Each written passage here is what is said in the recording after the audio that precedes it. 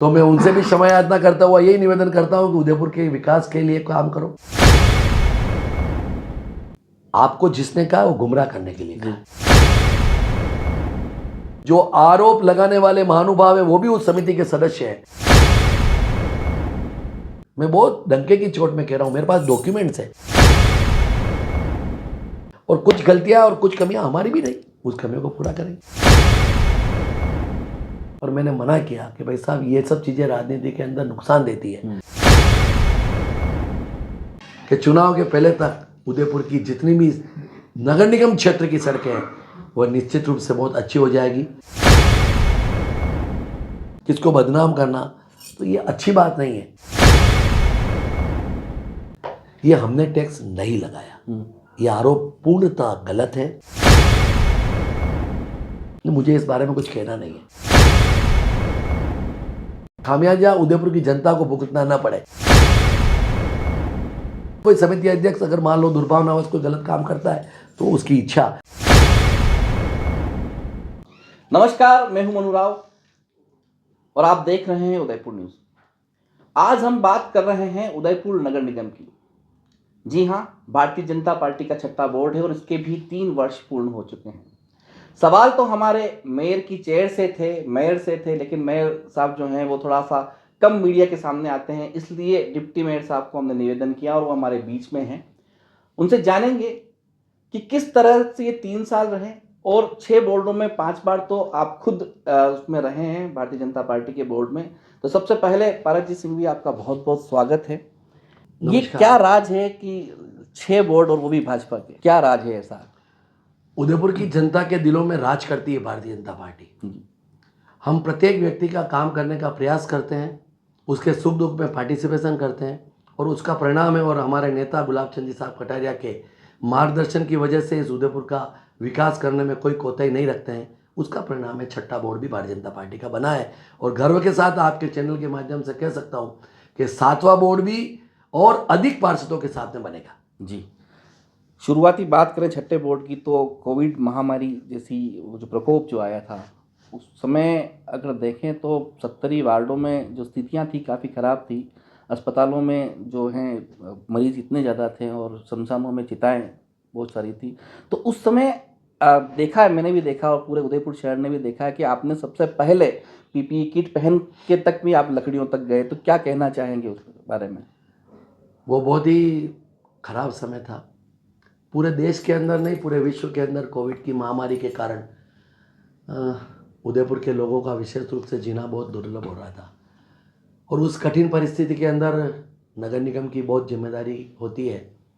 हमारे जिला कलेक्टर उस समय की तत्कालीन डॉक्टर आनंदी जी और उसके पश्चात हमारे महापौर साहब आदरणीय जीएस टांग साहब, जैसा भी आपने कहा टांग साहब के विषय में, उस परिस्थिति के अंदर भी 3 से 4 घंटा उस अवस्था में इतनी एज होने के बाद भी नियमित नगर निगम में बैठकर हर वार्ड की मॉनिटरिंग करते थे। और विशेष रूप से कोविड के अंदर जिम्मेदारी होती है कि पूरे उदयपुर शहर को सैनिटाइज करना। जो व्यक्ति बेरोजगार है उसको राशन का किट देना। और विशेष रूप से जिम्मेदारी होती है कि उस समय ऐसी कठिन परिस्थितियों में अगर किसकी मृत्यु हो जाती है तो लोग इतने डरे हुए थे, लोग इतने सहमे हुए थे कि अपने बेटा अगर पिता के हाथ लगाने में भी बहुत घबराहट महसूस कर रहा था।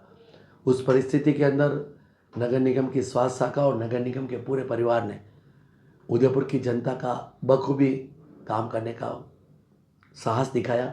और मैं बहुत गर्व के साथ कह सकता हूँ इस काम के अंदर मेरी पूरी टीम स्वास्थ्य शाखा की, हमारे गणिराम जी जो अध्यक्ष है वो और मैं, उन दोनों के साथ में हमारे अधिकारियों की पूरी टीम ने, चाहे वो मृत्यु से लेकर, चाहे वो राशन से लेकर, चाहे किसी भी परिस्थिति के अंदर हो, हमने कोविड के अंदर पूरा काम करने का प्रयास किया।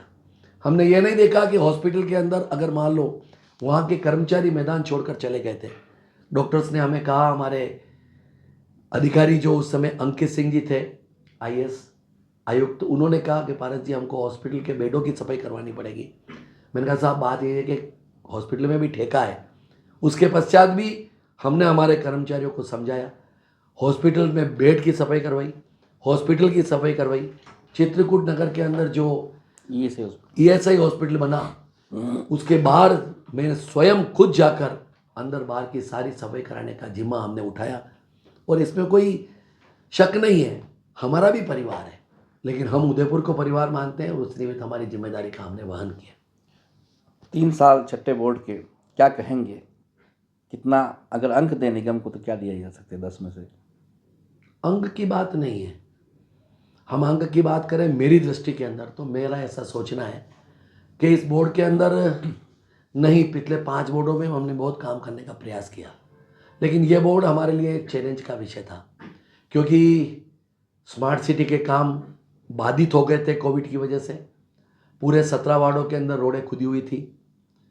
कर्मचारी जो एक्सपर्ट कर्मचारी थे, जैसे सीवरेज के सारे दिल्ली के कर्मचारी थे, बिहार की लेबर थी, यूपी की लेबर थी, वह सारी लेबर कार्य छोड़कर चली गई। उसके बाद मैं कहना चाहूँगा RUDB के तहत हमारे सेक्टर्स के अंदर सीवरेज के कनेक्शन से लगाकर गुजरात की एक फर्म थी, वह काम छोड़कर चली गई। हमारे अमृत योजना के अंदर पूरा शहर खुदा पड़ा था, उसको अच्छा कराना ये हमारे लिए चैलेंज था। और मैं आपके चैनल के माध्यम से मनोज जी कहना चाहता हूँ, हमने प्रयास किया हर काम समय पे हो, लेकिन इस कोविड कालखंड की वजह से हमें जनता का आक्रोश झेलना पड़ा। लेकिन हमने जनता से हाथ जोड़कर विनती की कि आप धैर्य रखो, निश्चित रूप से आपकी आशा और आकांक्षाओं पर खरा उतरने का प्रयास करेंगे। और मैं आज गर्व के साथ कह सकता हूँ कि जब हमने यह प्रारंभिक काल के अंदर कार्यभार संभाला, उस समय हमारे पास हमारे कर्मचारियों को तनख्वाह देने के लिए पैसे थे, सिर्फ ये बजट था। आज हमारे पास पैसे की कोई कमी नहीं है। UIT क्षेत्र के अलावा हम कोशिश कर रहे हैं कि UIT क्षेत्र में काम UIT कराए, और नगर निगम का जो क्षेत्र है वहाँ पर रोड नाली हर दृष्टि से काम कराने का प्रयास कर रहे हैं। और अब हमारी गाड़ी, जिसे कहना चाहिए हमारी भाषा के अंदर, के पटरी पर आ चुकी है। 6 महीने 7 महीने के अंदर अंदर चुनाव के पहले तक, मेरा व्यक्तिगत रूप से सोचना है कि चुनाव के पहले तक उदयपुर की जितनी भी नगर निगम क्षेत्र की सड़कें हैं वह निश्चित रूप से बहुत अच्छी हो जाएगी। स्मार्ट सिटी का 80% से ऊपर काम हो चुका है, 20% काम और इस पिछले 6 महीने आगे आने वाले 6 महीने के अंदर पूरा हो जाएगा। और यह शहर जो एशिया का बहुत ही अच्छा उदयपुर सुंदर शहर माना जाता है, वह अपनी पूरा सौंदर्यता के साथ में वापस निकल कर सामने शहर की मुख्य सड़कों को या फिर पर्यटन के इलाकों में जो सड़कें आ रही हैं उन्हें तो इसे जिला प्रशासन सही कर रहा है, और ये भी आ रहा है कि 20 देशों के जो डेलीगेट्स आ रहे हैं उनकी वजह से आनंद फानंद में काम किया जा रहा है। तो क्या लगातार इस तरह के काम नहीं किए जा सकते हैं? जो रंग रोगन दीवारों पर दिख रहा है हमें, तो खूबसूरती के लिए तो किया ही जा सकता है ना। मनोज जी, जैसा आपने कहा ना आनंद फानंद में, नहीं, ऐसा नहीं है। हमने आज के 6 महीने पहले ही करीबन 40 करोड़ रुपए के टेंडर लगाए। हमारे महापौर जी स्वयं इसकी मॉनिटरिंग कर रहे हैं, खुद बैठकर, कि कौन सा रोड खराब है और सबसे पहले किसको लेना। यह योग से G20 हमारे को मिल गया। ऐसा नहीं है कि G20 की वजह से, हाँ ये बात सत्य है आपका कहना बिल्कुल, कि G20 की वजह से जो काम बहुत ज़्यादा स्पीड में नहीं होता है वो काम अभी वर्तमान में स्पीड से हो रहा है। लेकिन मैं आपको ये कहना चाहता हूँ कि ऐसे ही टेंडर हर साल दीपावली के पहले और बारिश के बाद लगाकर हर बार रंग रोगन का काम किया जाएगा। ये हमने मोटे मोटे तौर पर हमारे महापौर जी और आदरणीय कटारिया साहब के नेतृत्व में हमने ये सोचा है, और यह काम हम हर साल करेंगे। स्मार्ट सिटी के कामों की बात करें तो कई बार आपने खुद ने भी विरोध किया कि इस तरह इतना जल्दी नहीं हुआ तो आप खुद धरने पे बैठेंगे। नाला खड़ा या कहीं की बात करें तो उसमें भी लोग बाग काफ़ी परेशान हो रहे थे। तो मैं मानता ये हूं ना। प्रशासनिक अधिकारियों और जनप्रतिनिधि का बीच का सेतु नहीं बैठता, इसलिए जनता परेशान होती है। नहीं, ऐसा नहीं है। मैंने आपको पहले भी कहा, जैसे कोविड के कालखंड के अंदर जो एक्सपर्ट लेबर थी जी, वह एक्सपर्ट लेबर चली गई। जैसे सीवरेज के काम करने वाले लोग होते हैं एक्सपर्ट, जो दिल्ली की टीम थी, जो L&T कंपनी ने उनको कॉन्ट्रैक्ट दे रखा था, वह एक्सपर्ट लेबर चली गई। जो बिहारी मजदूर थे हमारे भाई और जो एक्सपर्ट काम करने में थे L&T के द्वारा जो कराए जाते थे, वो लेबर हमारी चली गई। अब वो वापस किसी भी कीमत में आने के लिए तैयार नहीं है। उसकी वजह से जैसे सबसे ज़्यादा प्रॉब्लम कहाँ आ रही है कि हम 24/7 पीने का पानी उपलब्ध कराएंगे। ये स्मार्ट सिटी का फंडा है। अब उस पानी को उपलब्ध कराने के लिए हमारे को PSG डिपार्टमेंट से सहयोग लेना पड़ रहा है। आपस में विभागों का सामूहिकरण नहीं होने की वजह से कुछ तकलीफें हमारे सामने आ रही है। जैसे विद्युत विभाग, अब हमारा RSC विभाग के नाते सारी लाइनों का हमको जो अंडरग्राउंड करना है उसमें आरएसीबी के अधिकारियों को साथ में लेना पड़ेगा। हालांकि ये बात सत्य है कि आरएसीबी के अधिकारी भी काम कर रहे हैं, मैं कतई ये नहीं कहना चाहता नहीं कर रहे हैं, लेकिन जिस स्पीड के साथ में होना चाहिए था उस पर कमी आई। जैसे आपने अभी उदाहरण दिया, ये बात है अमल के कांटे के आगे का पॉइंट है। अब वो 2 साल से पड़ा हुआ है। जैसे मेरा वार्ड नंबर 51, मैं उस क्षेत्र का पार्षद हूँ। आज भी वर्तमान में एलागवाड़ी में जाओगे, कांजी काटा में जाओगे, काम चल रहा है। अब एक्सपर्ट नहीं होने की वजह से हर घर का कनेक्शन लाइट का करना, हर घर का सीवरेज का कनेक्शन करना, हर घर का पानी के पीने का कनेक्शन करना, 15 फीट की गली है उसके अंदर उस खोद को कंप्लीट करना, अगर एक्सपर्ट नहीं होगा तो तकलीफ नहीं आएगी क्या? उसकी वजह से हमारे इस महान उदयपुर की जनता को परेशानी का सामना करना पड़ा। और मैं गर्व के साथ कहता हूँ, अभी भी कह रहा हूँ, इस उदयपुर शहर की गलियों को और शहर को देखने के लिए बाहर से लोग आएंगे और कहेंगे कि इतना उदयपुर शहर भी अच्छा हो सकता है। हिरन मगरी की अगर सड़क की बात करें तो आपने ही कहा था कि ऐसी आदर्श रोड बनेगी जिसे पूरी दुनिया देखेगी और हिंदुस्तान देखेगा। उस रोड से आप संतुष्ट हैं क्या? नहीं, बहुत कुछ तो संतुष्ट हूँ, लेकिन फिर भी कुछ कमियां रह गई। उसको मानने में कोई अतिशयोक्ति नहीं है। कमियां इसलिए कह सकता हूँ कि आज बीच के अंदर अपन ने एक पार्क बनाया। अब मंशा ये रही होगी हमारे अधिकारियों ने, जो स्मार्ट सिटी के अधिकारियों ने नक्शा बनाया कि भाई इसके अंदर कॉलोनी के लोग जो शाम को वॉकिंग करने के लिए निकलते हैं वो ऊपर अंदर बैठेंगे, दोनों तरफ गाड़ियाँ जाएगी। और जो अहमदाबाद का SD हाईवे है भी उसकी तर्क पर हमने बनने का प्रयास किया। लेकिन आज भी वर्तमान में कुछ हमारे अतिक्रमणकारी, ठेले वाले, या जिसे कहना चाहिए हमारे शॉपकीपर, जो दोनों तरफ जो सर्विस रोड बना उसके ऊपर अतिक्रमण कर उसको बाधित कर दिया गया है। और जो 37 करोड़ रुपए का वर्कआउट था स्मार्ट सिटी का, उसमें करीबन 17 से 18 करोड़ रुपए तो मेरे ख्याल से बिजली विभाग को ही देने पड़े, क्योंकि इतनी बड़ी अंडरग्राउंड लाइन होने की वजह से। लेकिन हाँ, ये बात सत्य है कि अब थोड़ा बहुत काम और शेष रहा है, वो हो जाने के पश्चात बहुत ज़्यादा संतुष्ट नहीं तो संतुष्टता का अनुभव तो आखिर होता ही है, रोड अच्छी बनती है। जी, निगम में 20 से 21 समितियां हैं, इन दिनों लगातार असंतोष हो रहा है आपस में, क्या कहेंगे? मुझे इस बारे में कुछ कहना नहीं है। जी, मेरे का तो यही कहना है कि सभी समितियां मिलकर अच्छा काम करें, और कोई अगर मन में किसकी कोई भ्रांति है तो मिल बैठकर इसका समाधान हो सकता है। हम एक ही पार्टी विचार के व्यक्ति हैं। हम पार्टी और विचार के व्यक्ति होने की वजह से हम तो सोचते हैं कि 82 पार्षद हम एक है, लेकिन अगर किसका ध्येय ये हो जाए कि टारगेट कर कर किसको आरोपित कर कर किसको बदनाम करना, तो ये अच्छी बात नहीं है। समय परिस्थितियाँ निकल जाएगी, लेकिन हाँ, इसका खामियाजा उदयपुर की जनता को भुगतना ना पड़े, मेरा ऐसा व्यक्तिगत रूप से सोचना है। और सब मिलकर काम करेंगे तो उदयपुर का विकास निश्चित रूप से। मेले के शुरुआती दौर में भी असंतोष हुआ था और वो विरोध अखबारों में और सुर्खियां बटोरी थी, उसमें क्या अब कहें? मेले के विरोध के अंदर यही है कि भाई सांस्कृतिक समिति का अध्यक्ष हमारा प्रतिवर्ष की भांति इस वर्ष भी संचालन करे, और सांस्कृतिक समिति का संचालन करता है पूर्व की बोर्ड के अंदर। ये युष्टर जी भाई साहब थे, वीरेंद्र जी बापना उस समय उपसभापति थे, उसके बाद रविंद्र जी सीमाली थे, उस समय उपसभापति रविंद्र जी सीमाली थे, उस समय मेले का संयोजक बनाया करते थे। लेकिन रजनी जी डांगी जब हमारी सभापति बनी तो मैंने ही व्यक्तिगत रूप से सुझाव दिया था कि आखिर सांस्कृतिक समिति के अध्यक्ष का क्या काम, इसलिए इसका संयोजक किसी उप महापौर या उपसभापति को न बनाकर सांस्कृतिक समिति को ही अध्यक्ष बनाया जाए।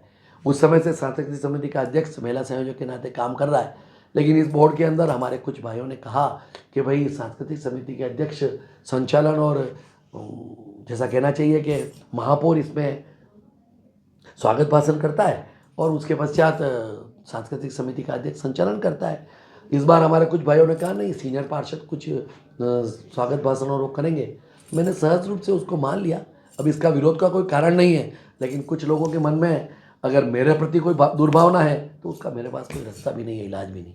अंदरूनी शहर की सड़कों की बात करें तो सीमेंटेड सड़क बनाने से काफ़ी गाड़ियां जो दोपहिया वाहन है रोज स्लिप हो रहे हैं, लोग एक्सीडेंट काफ़ी हो रहे हैं, तो क्या कहेंगे आप? ये है, बिल्कुल गलती है।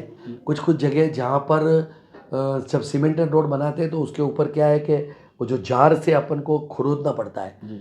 कहाँ कहाँ पर मैंने वापस कहा ना, टेक्निकली अधिकारी और टेक्निकली कर्मचारी नहीं होने की नुकसान वजह तो से। जनता को हो रहा ना इस हाँ चीज़ से। बिल्कुल हो रहा है, और उस रोडों के ऊपर हमने डिवाइडर बनाने का प्रोसेस प्रारंभ किया है। अभी वर्तमान में स्मार्ट सिटी से भी शायद शहर की ऐसी गलियां जहां पर एक्सीडेंट हो रहे हैं वहां पर बीच में डिवाइडर बनाएंगे। आपके चैनल के माध्यम से ही पता लगा था कि अमल के कांटे के अंदर जो अपना सत्यनारायण जी का मंदिर है उसके वहाँ पर बहुत चौराया था पड़ता था, वहाँ पर एक्सीडेंट होते थे, तो वहाँ पर भी हमने वो बैरिकेटेड बनाकर उसका समाधान करने का प्रयास किया और शहर के पूरे अंदरूनी भाग में जहाँ पर 4 कोने आते हैं या त्रिकाया आता है, वहाँ पर एक्सीडेंट जोन बनता है, उसका समाधान करने का प्रयास किया जाएगा। और ये बात सत्य है बिल्कुल कि एक्सीडेंट हुए, बहुत ज़्यादा लोगों को हानि पहुंची है, नहीं होने चाहिए थे। कुछ गलतियां स्मार्ट सिटी के L&T के अधिकारियों की रही है, उसका रेस्टोरेंट, होटल या जो भी है, इस बार ही टैक्स लगाने की क्या जरूरत पड़ी? इतना ज्यादा टैक्स उनको लगता है? 2017 के अंदर राजस्थान सरकार ने इसका टैक्स लगाया जी।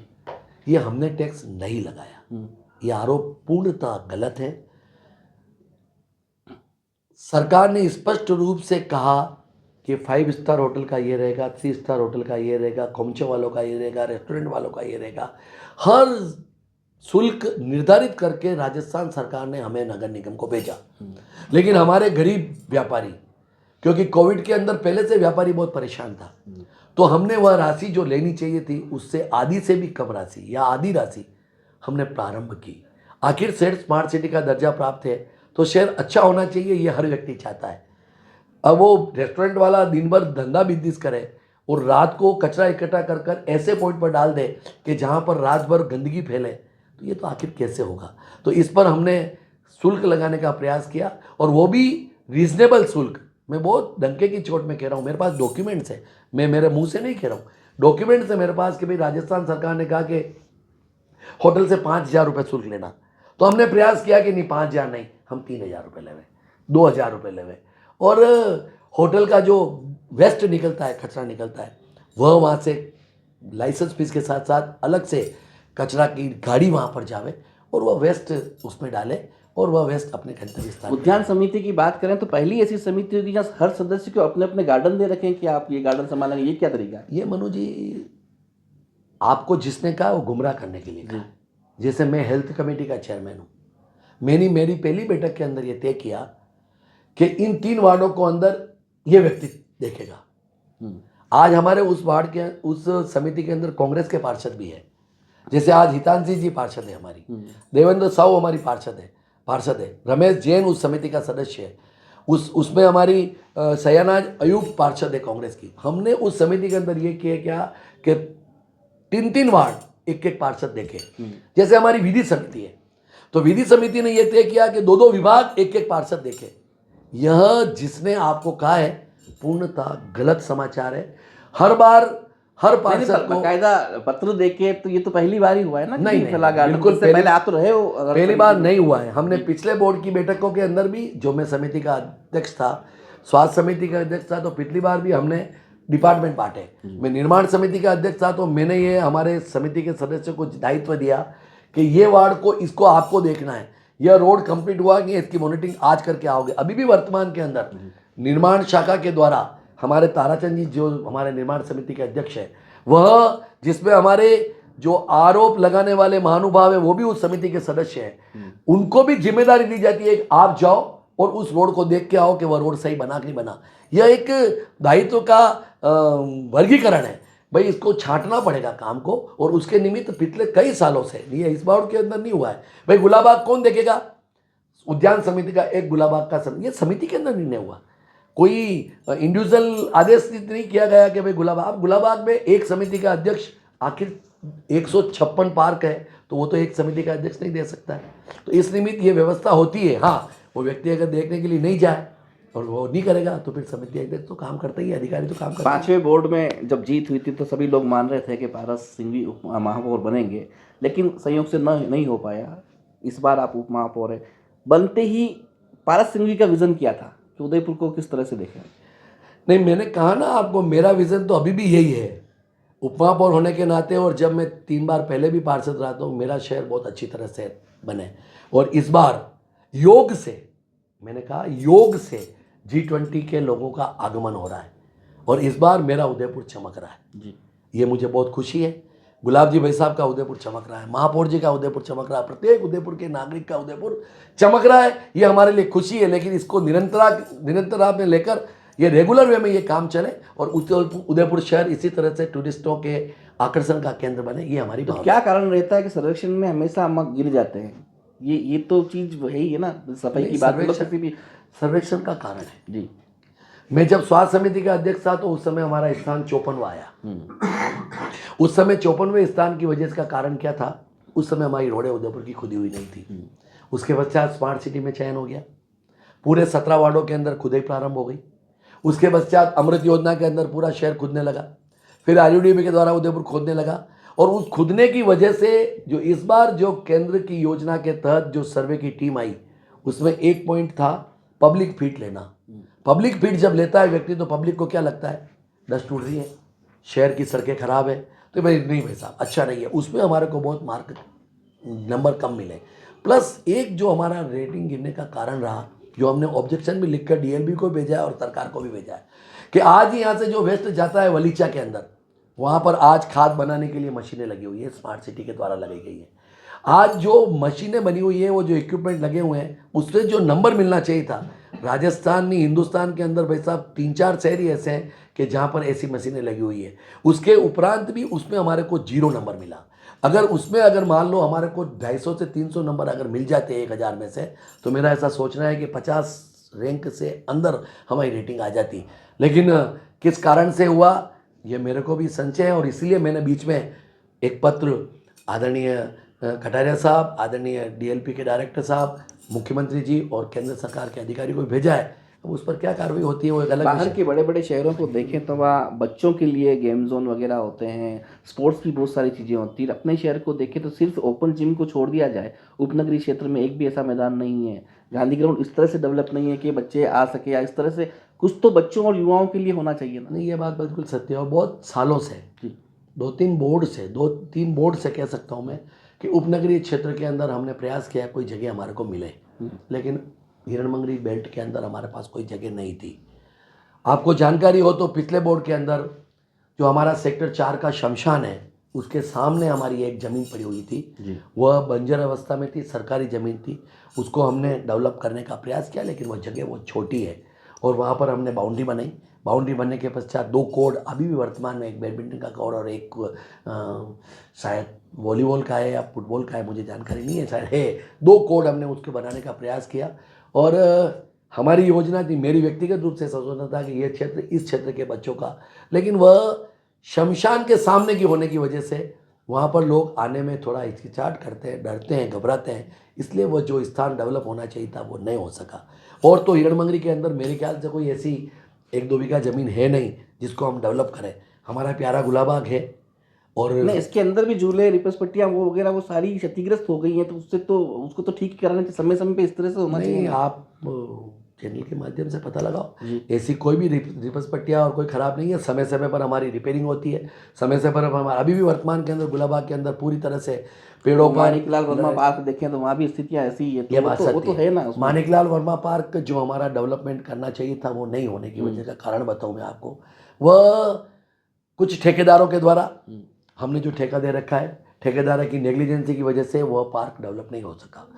सामने जो दीनदयाल पार्क है वह यूआईटी के पास था, और हमने जब फतेहसागर जो झील हमारे को मिली, उसके एवज में हमने फतेहसागर झील यूआईटी को दी और वह दीनदयाल पार्क हमने लिया। और उस दीनदयाल के पार्क की अभी वर्तमान के अंदर आप जाके देखो, जो म्यूजिकल फाउंटेन चलता था उसका भी हम कोशिश कर रहे हैं, लेकिन उसकी जगह हमने नॉर्मल फाउंटेन वर्तमान में चालू कर दिया है। और कोशिश कर रहे हैं कि दीनदयाल पार्क बहुत अच्छी तरह से डेवलप हो और मानिकलाल वर्मा पार्क, इसमें मानने में कोई अतिशयोक्ति नहीं है। दोनों पार्क जो एक टूरिस्ट का आकर्षण का केंद्र बनना चाहिए था, उस पर हमारी कुछ कमियां रही है। हम प्रयास करेंगे कि निश्चित रूप से वो दोनों ही पार्क अच्छे हैं, क्योंकि एक सनसेट पॉइंट जैसा लगता है दीनदयाल पार्क। तो वहाँ जाओ आप तो लगता है कि वाकई में उदयपुर का एक बहुत बड़ा सनसेट पॉइंट है। और यूआईटी से प्राप्त होने के पश्चात वहाँ की स्थिति खराब थी और कुछ असामाजिक तत्व हमने जो गार्ड रखे वहाँ पर, रात को उस गार्ड के ऊपर अटैक हुआ और उस गार्ड ने एफआईआर भी लॉन्च करे, उसका सिर फाड़ दिया गया। उसके द्वारा क्या बोलते हैं उसको, बाण जो होता है वो पत्थर जब फेंकते हैं उसके गोबन द्वारा उसका होमगार्ड का हमारा, तो वहाँ पर डरने लग गए लोग वहाँ। उसकी वजह से कुछ तकलीफ का सामना करना पड़ा और कुछ गलतियाँ और कुछ कमियाँ हमारी भी रही, उस कमियों को पूरा करेंगे। नाइट लाइफ जो है उदयपुर की 11 बजे सब बंद हो जाता है। आप खुद ट्रैवल संचालक भी हैं, तो वहाँ जो टूरिस्ट आते हैं या बाहर से लोग आते हैं, उनकी गाड़ियाँ 2-4 घंटे बाद होती, तो वो कहाँ जाएंगे? नाइट का बाजार तो सब हमेशा चलता है, या कभी भी उदयपुर शहर जो पर्यटन सिटी है वहाँ पर इस तरह की व्यवस्था नहीं हुई? मनोज देखो, मेरे रोडवेज बस स्टैंड के बाहर एक स्थान है जो एक पार्क टाइप पड़ा हुआ है, मैंने हमारे एसपी साहब और कलेक्टर साहब से पहले वाले से निवेदन किया था कि इसको आप जोन ऐसा बना दो जो फूड जोन बन जाए, जिससे कि रात भर चले। फतेह सागर पर जो 12 बजे तक की जो छूट हुई, उस समय हमने ही कलेक्टर साहब से निवेदन किया कि आखिर उदयपुर टूरिस्ट सिटी है, व्यक्ति घूमने के लिए जाएगा, और नया कपल जो घूमने के लिए आता है उसकी इच्छा होती है कि वो रात को 9 बजे बाद 10 बजे बाद घूमने के लिए निकले। अब आप उदयपुर सिटी को 11 बजे बंद कर दोगे तो उससे ये काम नगर निगम का नहीं है। लेकिन हाँ, अधिकारी के साथ में मिलकर ये काम हम कर सकते थे और हमको सफलता भी मिली। जैसे 11 बजे तक का समय हमने सुगरा सर्कल पर भी करवाया, 12 बजे तक का समय, लेकिन कोविड का कालखंड आया और पुनः वापस सब परिस्थितियाँ बदल गई और उसमें हमको सफलता नहीं मिली। ये बात आपकी सही है कि तो कभी इस तरह का विजन तो होना चाहिए ना, नाइट बाजार बने। विजन है। मैं बच्चे उदाहरण दे रहा हूँ छोटे-छोटे आते हैं ना, बच्चे। मैं उदयपुर का मैं उदाहरण दे रहा हूँ। जो पार्क है ना सामने, जो एक आप जाते हो बस स्टैंड के अंदर, उधर एक पड़ा हुआ है, वहाँ पर हमने सुझाव भी दिया था कि इसको अपन ऐसा डेवलप कर देते हैं कि रात की 1 बजे तक 2 बजे तक वो चले, लेकिन उसमें सफलता मिली। आपने कहा है पुनः एक बार इसका प्रयास किया जाए। जी, हाल ही आपका जन्मदिन गया, पूरे शहर में जिस एक माहौल था, तो शहर की जनता भी एक नया चेहरा देख रही है अगली बार विधानसभा के लिए। नहीं, क्या इस बारे में कहेंगे? मुझे कुछ कहना नहीं है मनोज जी। ये मेरे दोस्तों मित्रों को मैंने मना भी किया, जी। लेकिन उन्होंने होल्डिंग लगा दिए और मैंने मना किया कि भाई साहब ये सब चीज़ें राजनीति के अंदर नुकसान देती है, इसको तुम मत करो। लेकिन मित्रों ने माना नहीं। मेरी बिटिया की शादी थी, उस शादी के अंदर कोविड के अंदर 10 जनों का ही हम शादी कर सके थे, और उसकी वजह से जहाँ मैं रहता हूँ उस कॉलोनी का भोजन मेरे को करना था। उस कॉलोनी का भोजन के निमित्त वहाँ पर हम कुछ लोगों को और बुलाया मैंने, ये बात सत्य है। लेकिन वो जन्मदिन की वजह से बुलाया हो ऐसा नहीं है, लेकिन योग से दोनों ही काम करने थे और इसकी वजह से हुआ। नहीं होना चाहिए था, मेरा स्वभाव भी नहीं है जन्मदिन मनाना ये सब, लेकिन अब ठीक है, आजकल परंपरा हो गई है। नई जनरेशन हमारे को बर्थडे को अच्छी तरह से सेलिब्रेट करती है। पांचों उंगलियां बराबर नहीं होती हैं। 82 पार्षद हैं, कई असंतुष्ट भी हैं, महापौर उप महापौर से भी असंतुष्ट है कि उनका समितियों में दखल देते हैं, जो कुछ भी है। उन सबको क्या कहना चाहते हैं? अंतिम सवाल। मनोज जी देखो, बहुत मैं स्पष्ट शब्दों में कहता हूँ, सुबह 7 बजे घर छोड़ता हूँ और रात की 11 बजे तक सिर्फ और सिर्फ बिजनेस भी नहीं, उदयपुर की सेवा करने के लिए संकल्पित इसलिए हूँ कि मुझे मेरी पार्टी ने जिम्मेदारी दी। पार्षद बनाना और पार्षद के बाद उपमहापौर बनाना, सभी 82 पार्षदों को साथ में लेकर चलना, ये मेरा नैतिक दायित्व है और मैं कर रहा हूँ। लेकिन अब मैंने जैसा कहा ना, पहले भी अनऑफिशियली बात करते हुए भी मनोज जी आपको कहा, और मैं ऑफिशियल रिकॉर्डिंग के नाते भी आपको कह रहा हूँ कि हर व्यक्ति को अच्छा नहीं होता है। एक बाप के 4 बेटे होते हैं तो 3 बेटे लाडले होते हैं, तो एक बेटा उनकी नज़र में भी लाडला नहीं होता है। तो अब 82 पार्षद हैं, अलग अलग पार्टी के हैं, मैं सबको साथ में लेने की प्रयास करता हूँ। फिर भी अगर कुछ कमी रह जाती है तो मैं उनसे भी क्षमा याचना करता हुआ यही निवेदन करता हूँ कि उदयपुर के विकास के लिए काम करो। समय चला जाएगा, सरकारें आती जाती रहेगी, हम रहेंगे तो उदयपुर रहेगा, और उदयपुर रहेगा तो हम रहेंगे। उदयपुर का अस्तित्व समाप्त हो जाएगा तो हम क्या करेंगे? और मनोज जी मैं बहुत स्पष्ट शब्दों में कह रहा हूँ, एक व्यक्ति के दिल में, मन में, कोई कांग्रेस का पार्षद भी कोई काम बताता है तो उसी तन्मयता और उसी दृढ़ संकल्पता के साथ काम करने का प्रयास करता हूँ कि उसके वार्ड के अंदर काम हो। पार्षद तो कांग्रेस का हो सकता है, लेकिन जनता कांग्रेस और बीजेपी की नहीं होती है, जनता जनता होती है, उसका सेवा करना, उसका काम करना। लेकिन हुआ क्या कि आज वर्तमान में जब हमारे 12 सवर्ग पार्षद चुने गए और उसके पश्चात सरकार ने चुने, हमने शुरू में सोचा कि हमारे 12 सवर्ग पार्षद भी हमारे भाई हैं। मैंने व्यक्तिगत तौर पे सबको बधाई भी दी कि चलो अच्छी तरह से हमारे पार्षद और चुने हैं, हमारा परिवार बड़ा हुआ है। लेकिन टारगेट ही सिर्फ 70 पार्षद को छोड़कर 12 पार्षद के दिल में यही आए कि बस ये कमी है। ऐसा नहीं होता है, घर परिवार में भी रहते हैं तो कमियां को निस्तारण कर आगे बढ़ने का काम होना चाहिए। उन 12 पार्षदों में से 2-4 पार्षदों जिनका मैं नाम लेना नहीं चाहता, उनके दिल में यही है कि किसी न किसी तरह हमारा बोर्ड बदनाम हो। बोर्ड बदनाम तो हो रहा है, लेकिन उसके साथ साथ आप भी बदनाम हो रहे हो, ये अपने को आकलन करना चाहिए।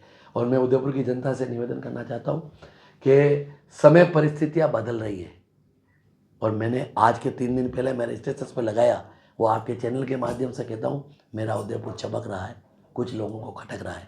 अब कुछ लोग खटकेंगे, माँ सीता के भी दुश्मन थे, तो मैं तो सीता माता के सामने कुछ भी नहीं हूँ। भगवान राम को ही नहीं छोड़ा तो मेरी क्या ताकत और औकात है?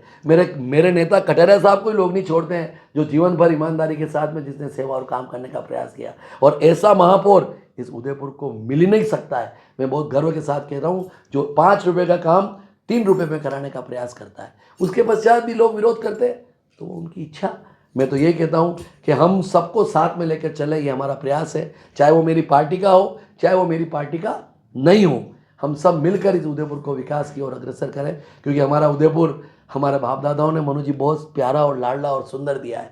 हमारी जिलें कोई नगर निगम या यूआईटी ने नहीं बनाई है, हमारी जिलें तो हमारे बाप दादाओं ने बनाई है। ये मोती मंगरी हमारे बाप दादाओं ने बनाया, ये शहर हमारे बाप दादाओं ने विकसित किया है, पूर्वजों ने, महाराणाओं ने विकसित किया है। अब इसको अच्छा सार सवार करके यह अच्छी तरह से लोगों के सामने इसका प्रस्तुतिकरण हो, यही हमारी भावना है। और मैं उदयपुर की जनता को ये कहना चाहता हूँ, हमारे ऊपर विश्वास रखो, ईमानदारी के साथ में डंके की चोट 1 रुपये का कोई आरोप महापौर और उप महापौर नहीं लगा सकता। हमारे समिति अध्यक्ष के ऊपर नहीं लगे, ऐसी भावना रहती है। उसके पश्चात भी अगर कोई समिति अध्यक्ष अगर मान लो दुर्भावनावश कोई गलत काम करता है तो उसकी इच्छा। हम तो पार्टी की तरफ से यही उनसे निवेदन करना चाहते हैं, पार्टी ने आज उप महापौर मुझे बनाया है, कल पुनः कोई दूसरा बनेगा। आज महापौर GS टाँक है, कल कोई दूसरा बनेगा। आज गुलाब जी भाई साहब MLA है, 5 साल के पश्चात और एक चुनाव और लड़कर वो मुख्यमंत्री बने, हमारी ये भावना है। और उसके पश्चात भी कोई दूसरा बनेगा। ये एक सतत प्रक्रिया है, इसको कोई रोक नहीं सकता है। इसलिए किसी के मन में ये नहीं होना चाहिए कि पारस के मन में मेरे प्रति दुर्भावना है। अब मनु जी लोग कहते हैं ना कि यार पारस 4 बार पार्षद बन गया। अरे भाई, मेरी पार्टी ने कुछ समझा होगा, इसलिए मुझे 4 बार टिकट दिया और अलग अलग वार्डों से दिया। इस बार तो चुनाव आपने स्वयं ने इंटरव्यू लिया ना, ऐसे वार्ड से मुझे चुनाव लड़ाया कि जहां पर बीजेपी का अस्तित्व नहीं के बराबर है। फिर भी उदयपुर की महान जनता ने प्रेम दिया, प्यार दिया और पार्टी ने आशीर्वाद दिया उप महापौर का, तो मैं काम करने का प्रयास कर रहा हूँ। और हर बात का मेरे पास विद डॉक्यूमेंट्स उत्तर है। कोई समझने का प्रयास करे, नहीं समझने का प्रयास करे और आरोप ही लगाना है तो आरोप तो मैं मेरी बेटी के लिए कह दूं, मैं आपके चैनल के माध्यम से कहता हूं, आज मेरी बेटी के लिए मैं कह दूं और मेरे को कोई कह दे कि पारस जी आपकी बेटी उस घर के अंदर मैंने निकलते हुए देखा, ये आरोप लगाना बहुत सरल है। हमारी बहन बेटियां तो हमारी बहन बेटियां होती है, हमको हमारे बहन बेटियों पर विश्वास करना चाहिए कि वो गलत किसी कीमत में नहीं हो सकती है। बस यही बात निवेदन करता हुआ अपनी वाणी को विराम करता हूँ। आपने बुलाया, बोलने का मौका दिया, खुलकर मैंने बात करने का प्रयास किया, लेकिन हाँ, उदयपुर की जनता को विश्वास दिलाता हूँ, उनकी आशा और आकांक्षाओं पर खरा उतरने का प्रयास करूंगा। सुबह से शाम तक ईमानदारी के साथ में एक बोतल भी बिस्लेरी की भी कोई आरोप नहीं लगा सकता कि पारस सिंघवी ने कभी जीवन के अंदर गलत काम किया हो। और मैं सबको साथ लेने का कोशिश कर रहा हूँ, फिर उसके बाद भी कोई आरोप लगाए तो उनकी इच्छा। धन्यवाद। तो ये थे पारस सिंघवी जी, उप महापौर हैं, 2 साल और कार्यकाल बचा है। इनका एक कहना है कि मेरा शहर चमक रहा है लेकिन कुछ लोगों को खटक रहा है। हो सकता है इन 2 सालों में और कुछ लोगों को खटके, लेकिन जो भी विरोध हो सामने होना चाहिए और तथ्यों के साथ होना चाहिए, ताकि इस शहर में असली चीज आ सके। वरना इस शहर को चमकाने की सभी की जिम्मेदारी है, इसमें हम भी आपके साथ हैं और पूरा का पूरा बोर्ड को भी साथ होना चाहिए। नमस्कार।